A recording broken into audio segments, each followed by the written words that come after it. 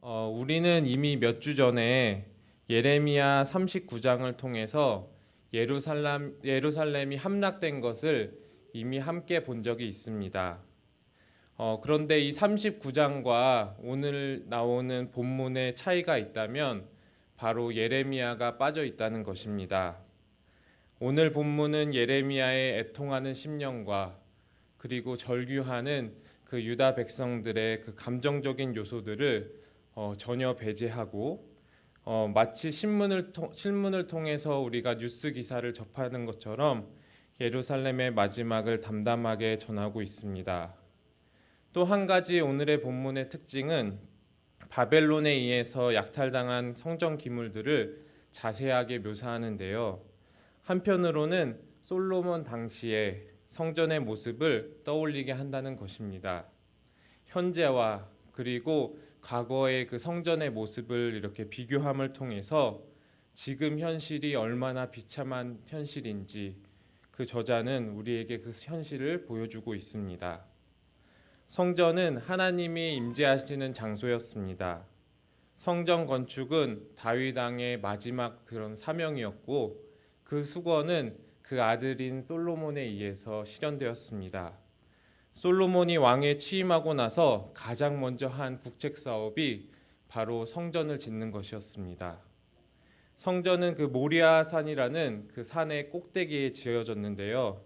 열왕기상 6장을 보면 이 성전 건축에 동원된 사람이 자그마치 18만 명에 이른다고 합니다. 길이가 27m고 그리고 너비가 9m, 높이가 14m의 거대한 성전 안에는 금과 은과 노스로 된 온갖 선정 기물들이 채워졌습니다. 우리 20절을 함께 읽어보도록 하겠습니다.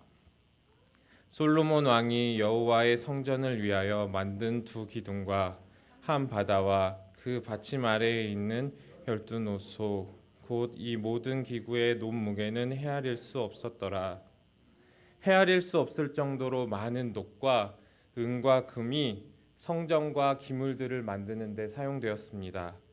다윗 왕이 자기의 자식인 솔로몬이 이제 성전 건축을 하게 되는데 이 솔로몬을 위해서 준비해 놓은 금이 얼마였냐면은 금만 10만 8천 달란트가 있었다고 합니다.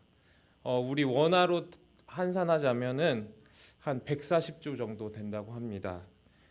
이렇게 다윗이 준비해 놓은 금만 140조고 그리고 은은 이 양의 10배라고 2배라고 10배라고 되어 있고 나머지 녹과 뭐 기타 그런 것들 그리고 또 노동력까지 환산하면 수백조에 이르는 그런 작업이었다고 볼 수 있습니다. 솔로몬 성전은 우리가 이렇게 상상하지도 못할 정도로 화려하고 웅장함을 나타내는 성전이었을 텐데요. 이렇게 7년의 긴 공사 기간을 끝나고 완공된 그 성전 앞에서 솔로몬은 번제를 드리면서 하나님께 기도를 드립니다. 제가 그 기도를 가져왔는데 한번 읽어보겠습니다. 하나님께서 정말 땅에 사시겠습니까? 저 하늘 위의 하늘이라도 주님을 모시기에 부족할 터인데 하물며 제가 만든 이 성전은 어떻겠습니까? 그러나 주 나의 하나님, 주의 종과 주의 백성 이스라엘이 이곳을 향해서 기도할 때 그 구하는 것을 들어주옵소서. 주가 계신 하늘에서 들어주시고 주께서 들으실 때 용서하여 주옵소서. 이렇게 솔로몬은 하나님께 기도를 드렸고 하나님께서는 이 예배를 기뻐하시며 그러게 하겠노라고 허락하여 주셨습니다. 그런데 한 가지 조건이 있었습니다. 너희나 너희 자손이 나를 따르지 않고 등을 돌려 다른 신을 섬기고 숭배하면 내 이름을 위하여 내가 거룩하게 구별된 이 성전이라도 내 눈앞에서 던져지리라.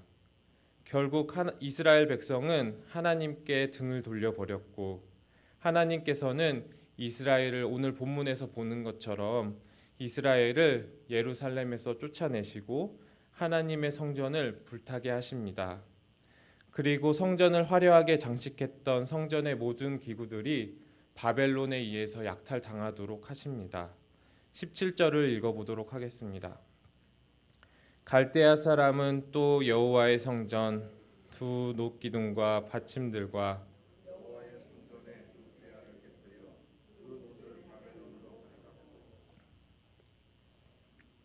이 성전의 목적은 무엇이었습니까? 성전 기물의 목적은 무엇일까요? 바로 하나님을 예배하기 위한 도구였습니다. 그러나 갈대아인들에게 이 성전 기구란 자신의 승리를 드러내는 전리품에 불과합니다. 단순히 금과 은과 노수로 된 그 대야와 받침과 수저와 촛대에 불과합니다. 치열한 3년간의 자신들의 전쟁에 의한 대가입니다. 그렇다면 우리의 삶의 목적은 무엇일까요? 우리의 교회의 목적은 무엇일까요?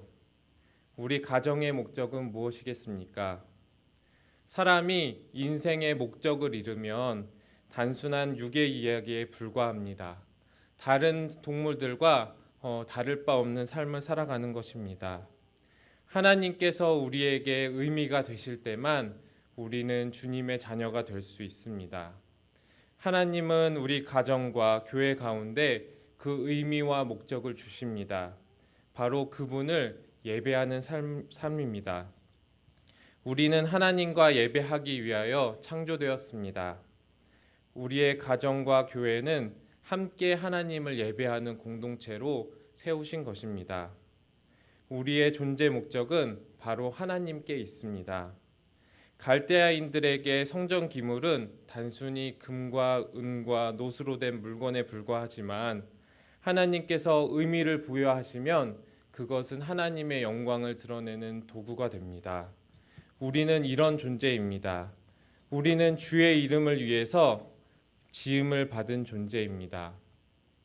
사랑하는 성도 여러분, 여러분의 정체성은 어디에 계십니까? 여러분이 누구인지에 대해서 무엇이 말해주나요? 내가 걸치고 있는 명품 옷의 가치가 내가 비싼 값어치의 사람이라는 것을 말해줍니까? 아니면 내가 타고 다니는 차, 내가 이룩한 업적, 아니면 교회 안에서 나의 위치입니까? 아니면 가정 안에서 나의 목소리의 크기인가요? 아닙니다. 그런 것들은 다 화려해 보일지라도 오늘 하나님께서 떠난 그 성전 안에 놋 대야처럼 결국은 깨뜨려지고 부스러질 헛된 것입니다. 내가 누구인가는 하나님께서 말씀해 주십니다. 예루살렘에 올라가신 예수님은 가장 먼저 성전을 찾아가셨습니다. 그 당시에 성전 내에서는 소와 양과 비둘기를 파는 사람들과 그리고 돈을 바꿔주는 사람들이 존재했습니다. 하나님을 예배하는 성전 본연의 목적을 잃어버렸습니다.